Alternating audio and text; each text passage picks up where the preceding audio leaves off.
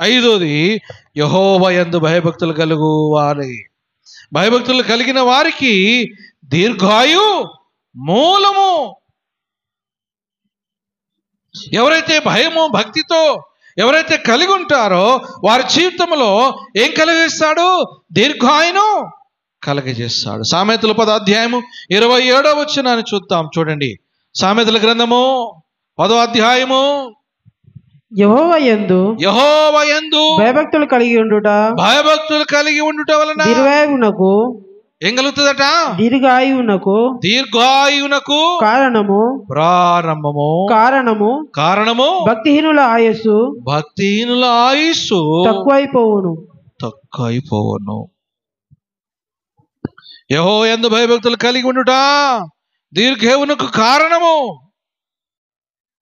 ఒకవేళ భక్తిహీనంగా కలిగి ఉంటే నీ ఆయుష్ ఏమవుతుందట? తక్కువ పోవును.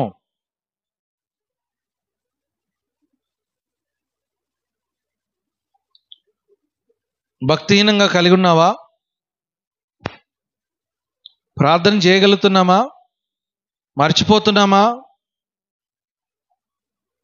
అయితే దేవుడు నీ ఆయుష్ను, నేను అంటలేనమ్మా, బైబిల్ చెప్తుంది. ఒకవేళ భక్తిహీనంగా కలిగి ఉన్నావేమో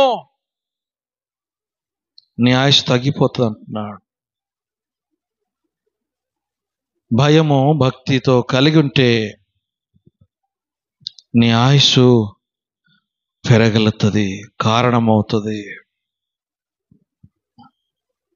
ఇది మన జీవితాలలో ఏ విధంగా కలిగి ఉన్నాం?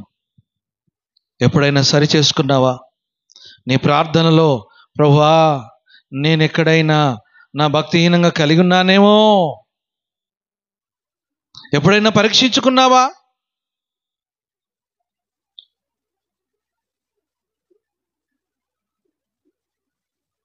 భక్తిహీనంగా భయము భక్తితో కలిగి ఉన్నావా, లేకపోతే భక్తిహీనంగా ఉన్నావా? దేవుని బిడ్డలమైన మన జీవితాలలో ఏ విధంగా కలిగి ఉన్నాం? దేవుని భయము, దేవుని ఆ భయముతో కలిగి ఏ విధంగా ప్రార్థన చేయగలుగుతున్నావు? భక్తితో ఏ విధంగా దేవుని ఆరాధించగలుగుతున్నావు? మనుషులకు కనబడాలని భయము భక్తితో మరి ఇతరులకు కనబడుచున్నావా, లేకపోతే దేవునికి నువ్వు కనబడుచున్నావా? మనుషుల ఎదుట నీ సత్క్రియలు చూచడం కాదు, ఇదిగో నీ సత్క్రియలు దేవుని ఎదుట నువ్వు కనపరుచుకోవాలి. దేవుని బిడ్డలమైన మన జీవితంలో భయము భక్తితో ఏ విధంగా కలిగి ఉంటున్నావు? ఈ రోజున భయం కలిగి ఉంటే, ఈ రోజున భక్తి కలిగి ఉంటే ఆరాధన మానివేయు. ఆరాధన మానివేయు. ఎందుకు? దేవుడు నా కొరకు ప్రాణం పెట్టాడు. దేవుడు నా కొరకు ప్రాణము ఆయన ఇచ్చినాడు.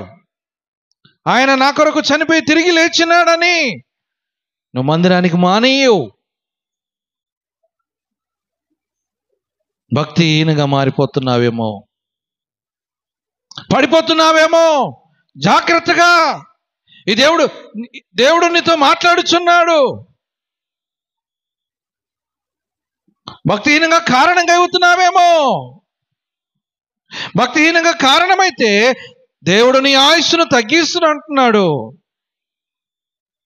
ఒకవేళ భయము భక్తితో దేవుని ఆరాధిస్తే, దేవునిని స్తుతించగలిగితే నీ ఆయుస్సు కారణమవుతుంది.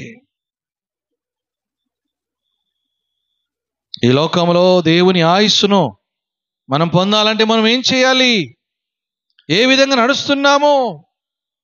భయము భక్తితో నడుస్తున్నామా, లేకపోతే భక్తిహీనంగా మనం నడవగలుగుతున్నామా అని మన జీవితాల్లో మనం పరిశీలించుకున్న వారంగా కలిగి ఉండాలి. తర్వాత